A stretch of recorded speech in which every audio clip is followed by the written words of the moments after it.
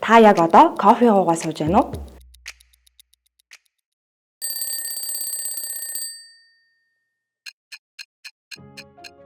Өглөө болгон шимтэн уудаг кофений талаар сонирхолтой 5 мэдээллийг танд хүргэе. Этиопийн нэгэн Ямаачин эр анх кофений үрийг олж исэн гэдгийг та мэдэх үү?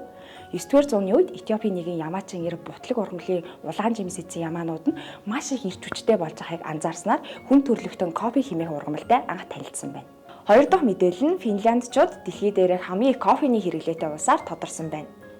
Дэлхийд барьцаалчууд хамгийн их кофе тарьж ургуулдаг нь бол хамгийн их уудаг нь финляндчууд байна.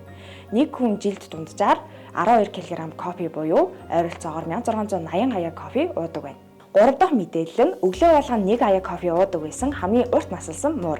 Генесийн номонд хамгийн хөгшин эдгээрээ бүртгэгдсэн 38 настай Крем Пап хэмээх муур нь амьдралынхаа туршид өглөө болгон 1 хаяа кофе уудаг байжээ. Дөрөв дэх мэдээлэл нь дэлхийн хамгийн үнэтэй кофе 409 грамм нь $1500 буюу Монгол мөнгөөр 5 сая төгрөгтэй тэнцдэг байна.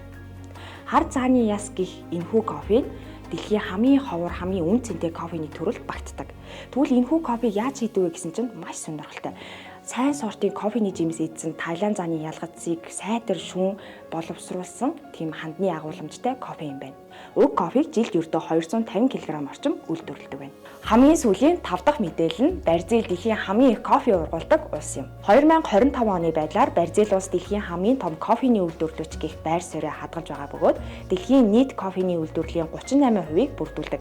Кофе Бразил улсын эдийн засагт маш чухал нөлөө үзүүлдэг бөгөөд жилд дунджаар 2.7 сая тонн кофе үйлдвэрлэдэг байна. Төгсгөлд нь нэмж хэлэхэд Америкийн эрдэмтэн Стивен Миллер өглөөний 9:30-аас 11:30 хооронд кофе уух нь хамгийн тохиромжтой хугацаа гэж зөвлөжээ.